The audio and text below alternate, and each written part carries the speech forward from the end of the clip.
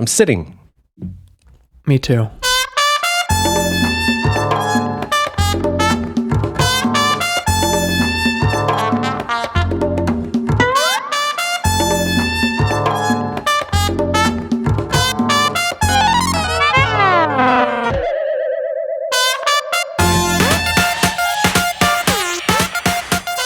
Sore though. Though I could stand.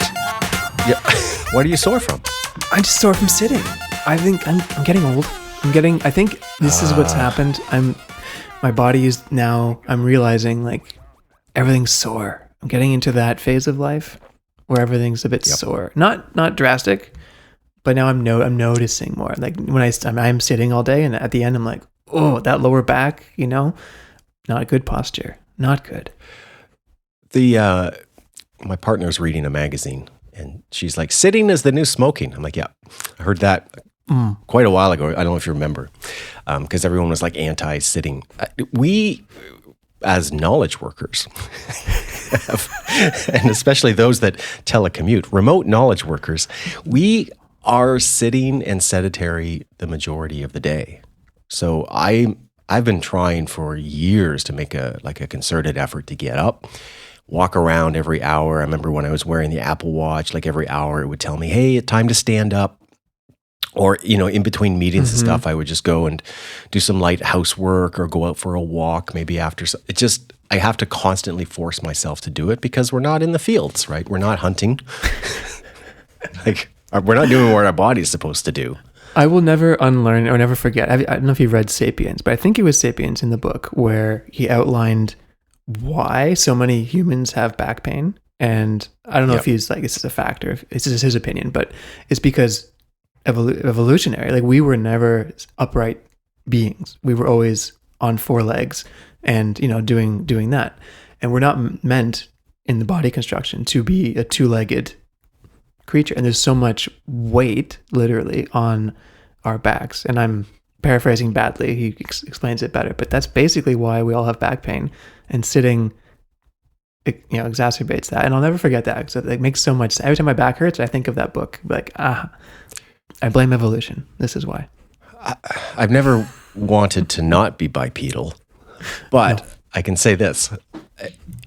I've always kind of adhered to this evolutionary theory that many of the ailments that we suffer in the second half of our lives are a direct result of having a second half to our life, right? We're not intended to be a sentient, living, breathing being for 80 years. We're not. Like, up until just recently, we'd be lucky to hit 40.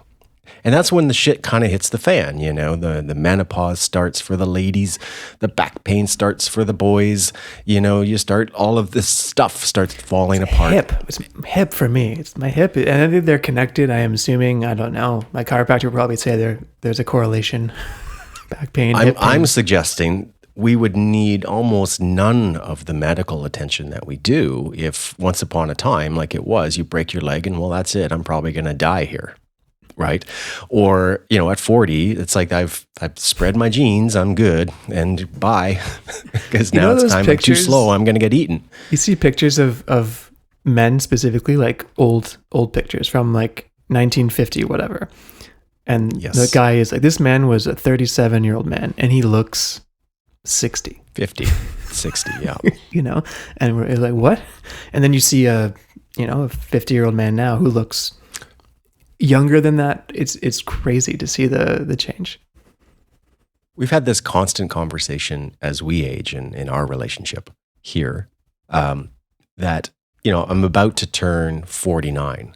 And everyone's sweet. They're like, oh, you don't look 49. It's like, I don't know what that means, but I do. What I think it means is that when I look at pictures of old people from the olden days, we would think of a 49-year-old person as like this ancient, gray, out of shape, wool suit guy with big, thick glasses who drives like a really large car and is getting ready for retirement so that he can enjoy the last 2 years of his life. Yep.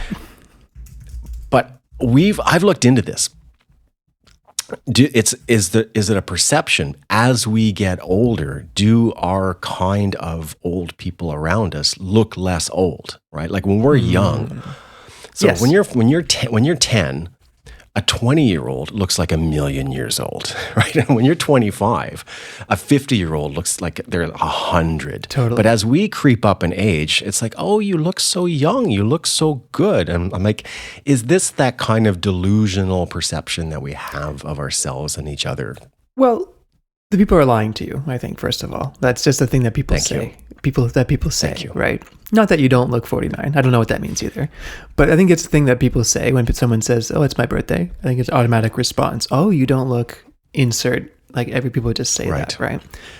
But yes, is the answer to your question. And I don't know why I remember this, but very specifically, I remember being in grade 5, maybe, and sitting in my elementary school during lunch somewhere, I don't know. And these kids came in the front door of the school who were in grade 7. And they had graduated from this school the year prior and came back to see their favorite teacher, you know? And I remember this vividly, like it was yesterday. They came in, the teacher, oh my God, great to see you guys. How's it going? And these guys, to me, looked old. They looked so like, oh my gosh. They're only 2 years older at the time. But when you're 10 and they're 12, it's like cat years, 9 years difference. They looked really old. And then I remember being in grade 7 and being like, oh, they weren't old. Because now I'm where they were. This perception, I think it's a thing. It's definitely a huge thing. When I entered grade 9, everyone looked at the senior class like they were basically adults. Like it was crazy. Mm-hmm. They're drinking, they're driving, they have beards, they have like jobs and shit. It was, wow, these are old people. And you'd think that I'm a million miles away from that, but that's puberty, it all kicks into gear. Mm-hmm. I recently, I don't know do you recall, maybe not specifically, but thereabouts, the first time that someone sirred you, like you were a sir? Yes. It was in a bar. I came back from Costa Rica and I was here and it was the bartender and said, sir, what would you like to drink? And I was like, oh, who are you talking to? You talking to me? I didn't bring my dad. What's going on? Exactly. It's strange. I think I remember the first time that happened to me outside of the south of Dixie, right? Anybody in the southern United States is going to sir and ma'am you and all day long. Just, what it is. But up here, it just means that, hey, you're an elder. Like you're older than me. Does anyone call you Mr. Coates? I get a lot of, because I live in French Canada, a lot of Mr. Corey, right? like I used to get in Latin America, right? It's like, oh, Senor Corey. It's like, no, that's my first name. They're like, oh, Senor Corey Ryan. I'm like, no, that's my middle name. Like, it's just Mr. Coates. It's okay. I do get that, especially on the customer service calls, right? When you got to call the airline, they're like, hello, Mr. Coates. I expect that. But in day-to-day life now, it's, excuse me, Mr. Corey. I'm like, That sounds like a host of a children's puppet show or something. And now, Mr. Corey and his, you know what I mean? It's weird. Yep. It is interesting for me when I'm teaching, because when I started, most of my students were older than me, and now we're kind of in a transition where we're like the same age, and I'm thinking forward where I'm going to be older than most of them, and it's an interesting thought. It just is a realization that, man, time goes, man. Time it does go, and enjoy it, and it's an interesting process just to watch it happen. Which teacher are you in person? And I'm going to throw out a couple blanket generalizations here. Yep. Are you the chalk on the hands, wearing my sport coat, elbow patches, call me Mr. Woodbury? No. Or are you walk in, flip the chair around, sit on it backwards, jeans and jacket, and say, call me Andrew? Yes. Not so much the backwards chair. But yeah, definitely. Not that guy? I love that guy. I definitely sit in the chair, and like they usually have wheelie chairs, like with wheels, so I wheel it around and like move around and things like that. That's me. Definitely like jeans, t-shirt, like Blues Brothers shirt, whatever, and just like, yeah, call me Andrew. It freaks me out, or maybe it's just the getting older. I don't want it. Maybe that's the subconscious. I don't want people to say anything with a Mr. or a Sir, and they do because it's polite and that's fine. But they're uncomfortable calling me Andrew because usually in their culture you don't do that to a teacher. But definitely I'm the call me Andrew. Let's just have a conversation. I'm jeans and sneakers guy for sure. For sure. Do you ever sit on the desk? Like you walk in, you kind of sit on the desk, like just to shock everybody. Like, dude, I'm like one of you. Like we can hang. This is cool. Mm-hmm. Absolutely. Absolutely. I had a student once a lot because I'm also like, I think a pretty hard marker. Like I have high expectations. So one guy was like, after they got their what it was back, they were like, where did our nice teacher go? That's amazing. And I was like, I'm still here. That just wasn't very good, man. Like, come on. When I was teaching, I always fantasized about, doing like a Michael Scott move or something where day one, they don't know who I am. They don't recognize me. So I go in and I sit down as a student. Right. And I talk to everybody and I try and be cool and hear what everyone has to say about maybe this teacher or this course, and then go, bam, I'm your teacher. That'd be good. That would be good. I think I'm definitely or that. super awkward or super awkward for the rest of the semester. It's always an interesting reaction on the first day. You kind of have to warm up to it. But then they settle in because there are, thinking from their perspective, like a vast variety of like teaching styles, and everyone's different. And I know I'm different, and I'm more like kind of relaxed and chill than some people are. So it does kind of get them a couple days to get used to it. But then usually we're into the zone and we're fine. But I sometimes have thought about. I definitely sit on the desk a lot. Yeah. Yeah, I didn't. Like I was shirt, tie. I wasn't that I'm your buddy, pro-fag guy. I'm like, I'm your teacher. This is what it is.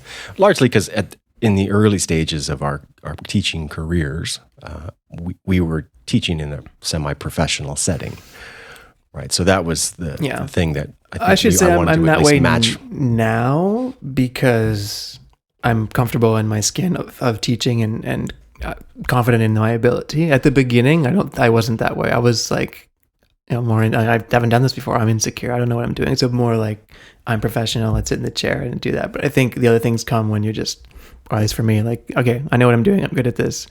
I can be like more comfortable with it for sure. As you get older and your hips fail, I wonder, because I just had this sort of flash again. When I was a kid, I used to fantasize about all the things that I would do when I'm older, like all the things I could do when I'm a grown up, especially once you get past like 25 and you can rent cars and shit. But, as a young kid, it was like I was into ninja stuff. Like I wanted to buy samurai swords and shuriken throwing stars. And I was looking through all the ninja magazines. Like I'm going to buy all these ninja outfits and stuff. I'm like, man, when I'm older, I'm going to buy all the ninja stuff I want. And then there's, I think, a variety of these examples, and almost none of which I have fulfilled, right? So I'm wondering if there's a way to tell the kids, like, all that stuff that you're like, when I'm a grown-up, I'm going to do all of this. You probably won't, and it's kind of sad. Yeah. So you should. If you want to, you should. I mean, do you still want that? I wish I had written myself a note, like 8-year-old Corey wrote 48-year-old Corey, the shopping list.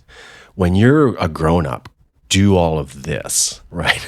Because I think it would be hilarious to read and to see, and even more memeable to go out and actually do that, like do all the things that 8-year-old Corey did. So my message to 8-year-old people is write yourself a list to 48-year-old you, but don't open it until your 48th birthday. It's like a little time capsule. Even use like but it's not like, hey, this is what I think and feel today as an 8-year-old. It's like, make yourself a list of all the things I'm going to do when I'm a grown up.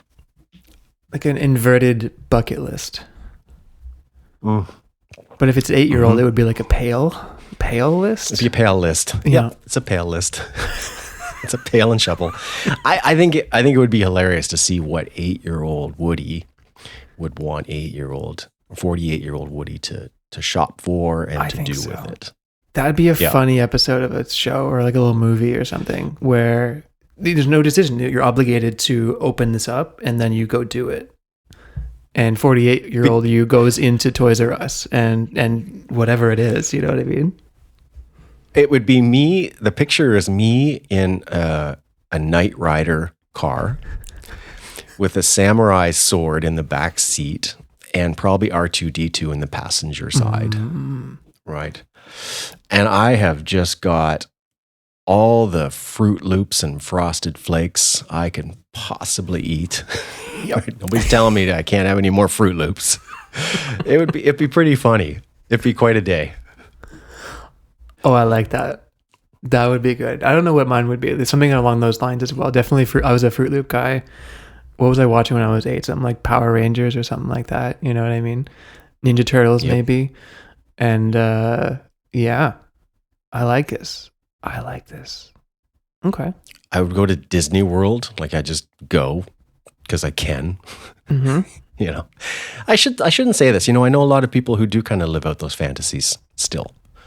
I've got some colleagues and friends who do things like that. They go to Disney World every year because when they were a kid, that it was hard to or they couldn't.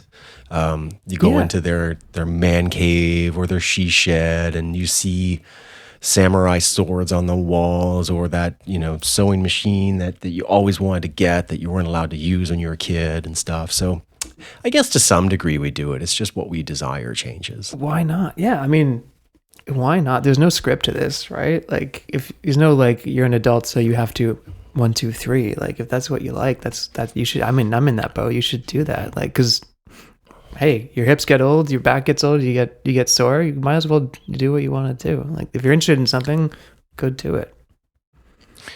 My niece, who's 6, or if you ask her 6+, said something just brilliant, as children often do.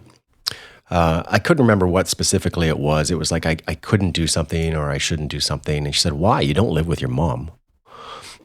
And that perspective of the 6-year-old is like, well, you don't live with your mom, so you can kind of do whatever you want. It has been carrying over for weeks into a lot of things. It's like, oh, I shouldn't have that ice cream. It's like 10 o'clock. But then I go, why? I don't live with my mom. I can have that ice cream. Oh, I shouldn't watch one more episode of that. It's time for bed. And then in the back of my mind, she's going, you don't have a bedtime. You can watch that episode if you're not tired. Does that make you want to go back and live with your mom? A little bit. Yeah. A little bit. Mm-hmm. A little bit. It'd be easier, structured. Right. Time for bed, Corey. It's so funny, right? When that switch happens, when there is no external regulation, where then we just say to ourselves, no, I shouldn't do that. Oh, I can't do that. I can't do that. Well, why not? Why not? Maybe there's an app that we could develop. It's called MOM or something, and it uses generative, like an LLM, AI kind of thing, where it's going to tell you at certain times a day that, hey, it's time for bed, or it's time for dinner, but don't eat too much, or you're going to spoil your dinner. We've been having that a lot lately around here. Hey, don't eat that. You're going to spoil your dinner. And you can ask your mom for things, and it can say yes or no. And it can be snarky. You can program it to be criteria, right? For the ice cream. Like, it's 10 o'clock. Did you finish your vegetables? Yes or no? Right. Right? Mm-hmm. Did you do the dishes? How many pieces of fruit did you have today? Right. Mm-hmm. And if all the answers are yes, go ahead. Green light. Ice cream time. All right. But you can have ice cream, but not too much because it's late. So we reparent with this mom thing. And remember, we have soccer practice in the morning. So maybe the idea is that we set these objectives, right? This is where we want to be in a year of our life, right? And this mom is going to start nagging us and helping us develop habits and become more aware of our behavior by mothering us pretty constantly, right? And it'll text you, right? It'll send you text messages and stuff. Hey, where are you? When are you coming home? You know, it'll like all these things. It's like, you're not out with so-and-so, are you? What time will you be home? Where are you going? Exactly. You're not doing that podcast thing, are you? It's the middle of the day. I like it. Mom. It can be a little acronym too, you know, my other or something. Other mother. Other mother. My other mother. My other mother. My other mother. I like this middle of the day podcast thing we're doing now. This works great. well for me. I like it. So this far, is nice. We got 2 ideas. We got an 8-year-old reverse pail time capsule and my other mother app. My other mother. There's a foundation there. I mean, we all want, I think, you know, starting new things and habits is just difficult, right? For everybody. So anyone can do it for a week or 2, but my other mother helps you do it for the year, you know, hold you accountable. And it's funny. Have you ever seen, I used to use an app called Carrot. It's a weather app. Okay. And you can dial in the level of snark and lewdness, right? So it can give you the weather as per normal, but it can also sort of like hurt you a little bit by telling you the weather and sort of what's wrong with you likely as a human and how the weather might be a part of that. And it's really funny. So it's kind of, it's a very engaging weather app. So there could be different. It makes me. You said, what type of teacher am I? So there's different types of mothers or parents, right? Are you the snarky mom? Are you the helicopter mom? Are you the hippie mom? Are you, you know what I mean? Are you the coddler? Are you the strict mom? Are you the anxious and you ruined my life by being born mom? Like, there's a lot of moms out there. This is fun because you could say, you could choose what kind of mom you want. Exactly. I once had a conversation with somebody about there's this thing called reparenting. I don't know. I don't understand it, so I'm not going to speak on it. I don't get it, but I like the word. And I had this idea floated to me, which was, instead of adopting children in your adulthood, there were parents, like adults, who you could adopt as new parents. To say, you know what, we've crossed a threshold here. Let me try and explain. For when you're a child up until adulthood, you know, you rely 100% on your parents to provide you with kind of everything you need emotionally, physically, financially, etc. Mm-hmm. And then eventually it fades, ideally, into a scenario where they become your parents, but they're still there for guidance. For a lot of folks, the parents kind of flip the script and they start needing their kids. They become very emotionally needy of them to support them. You know, I'm not talking about like when they're in their 80s and they need the help, but you know, they're like in their 30s or 40s and they start turning the script on the kids. I'm suggesting, and I heard this kind of idea, it would be cool if there were really emotionally mature people in the world who decided, we are going to volunteer to be adoptable parents. You can text, you can call, you can come over for dinner, we can have lunch, so that you can have an adult guardian or figurehead in your life that's emotionally mature and is not going to flip the script on you and look for you to be their parent, in effect. That's interesting. Adopt a parent.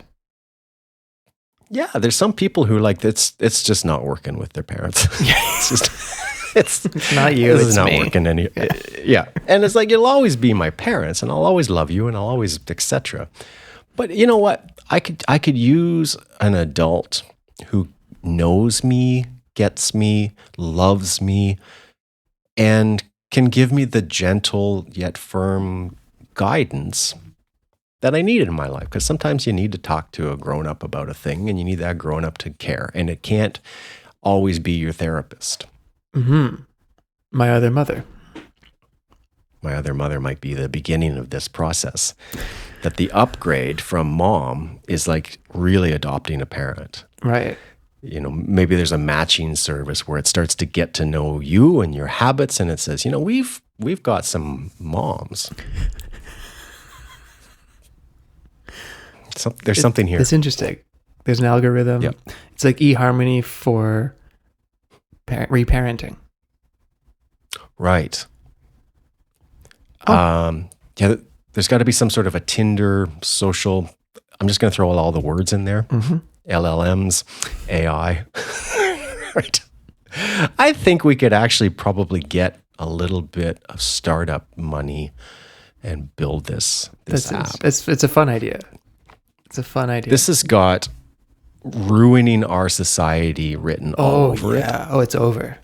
Yeah. And Silicon Valley loves putting billions of dollars into things that are going to tear at the very fabric of humanity. This is a good one. It's a good one. You just get emotional support from people you've never met and become your parents while getting rid of your actual parents. I think this is good. This is good. What are you reading? I just finished The Psychology of Money.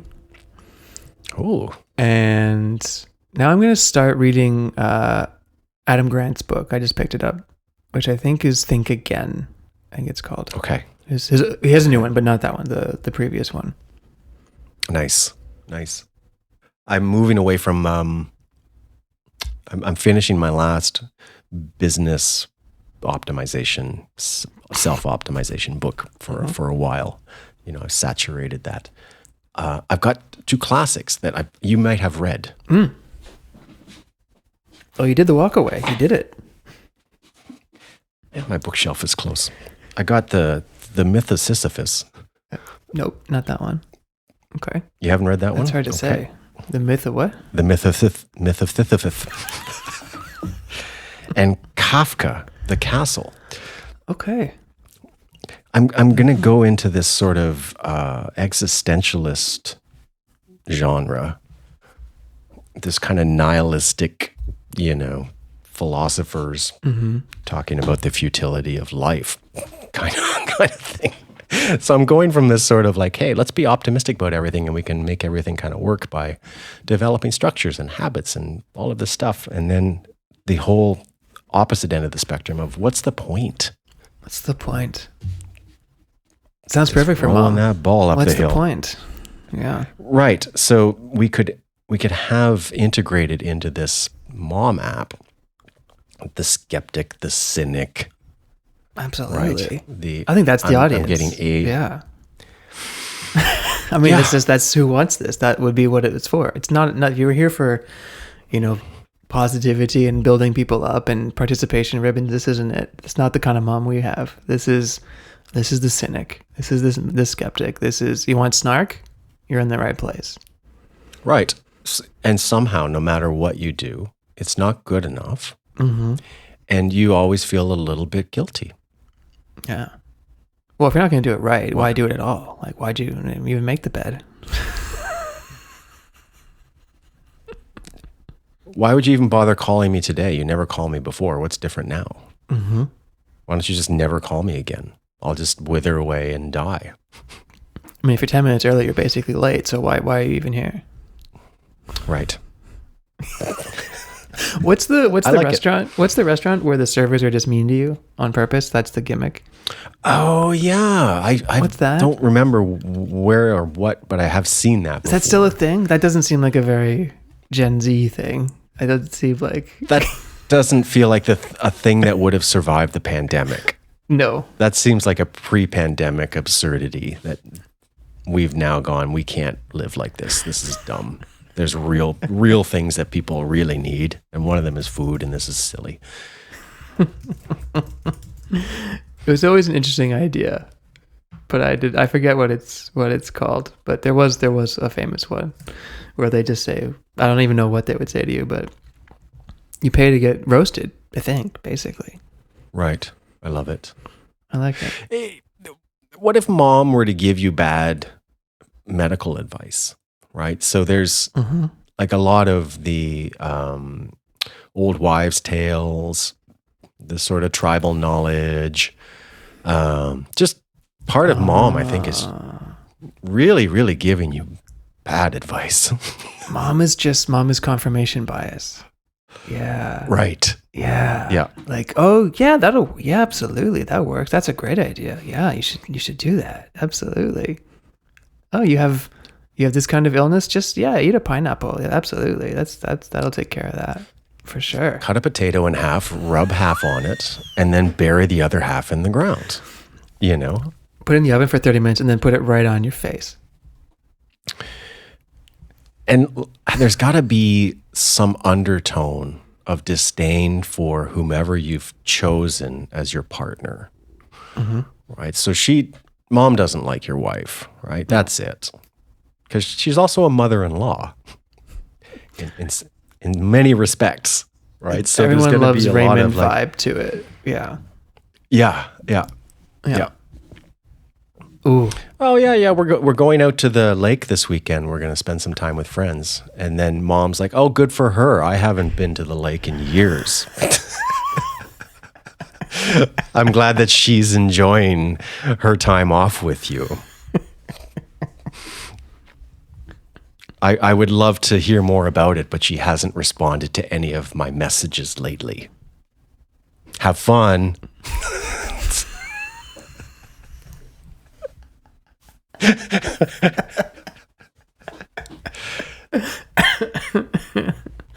Oh, you're going again, are you? Oh, that's nice.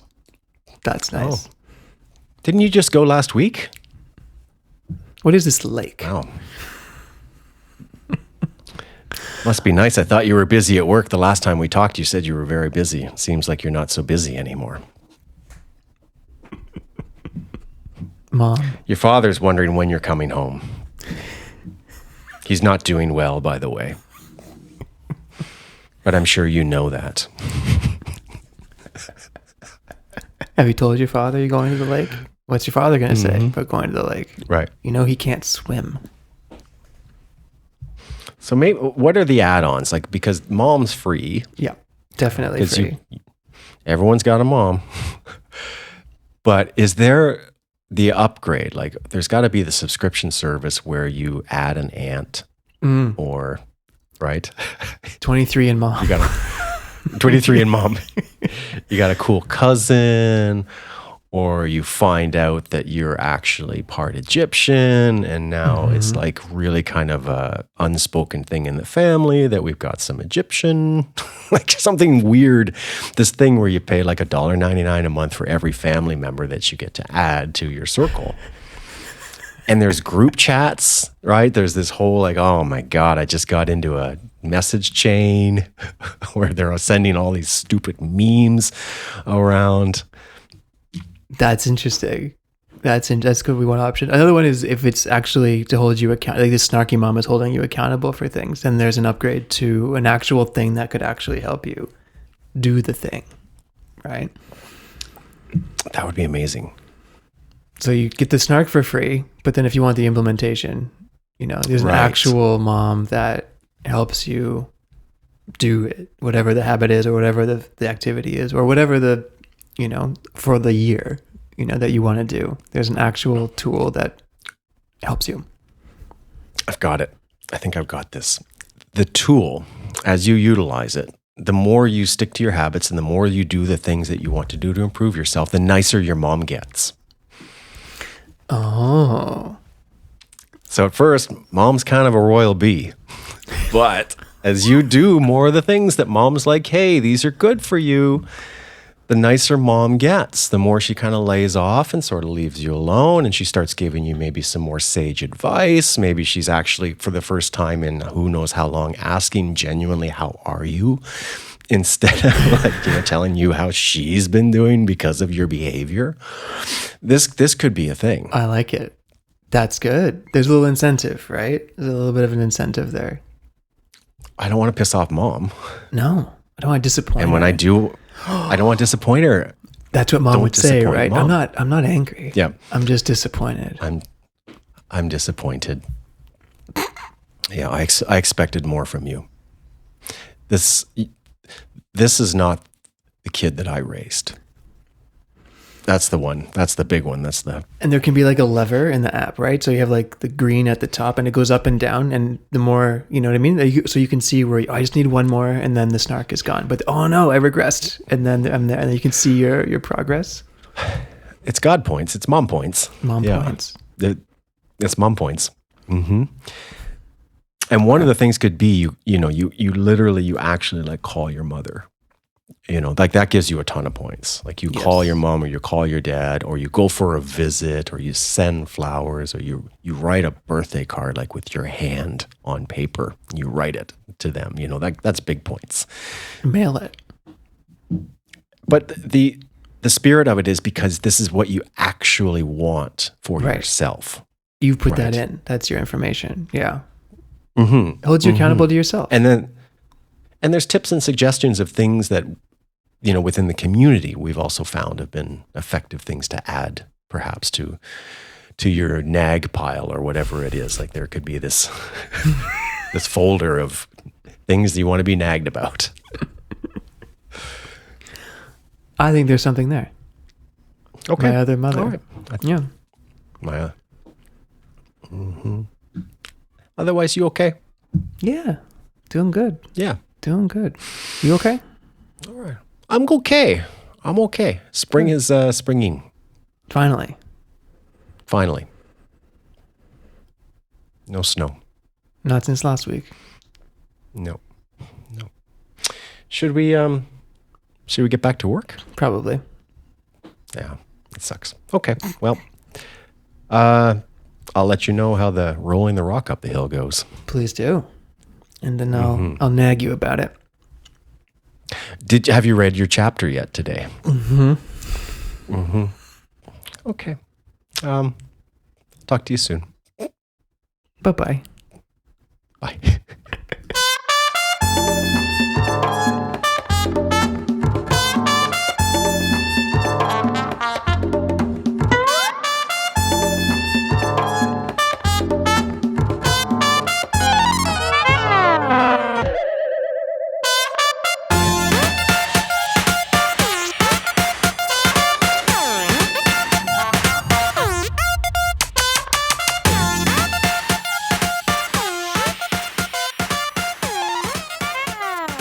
Here we go now on the offense.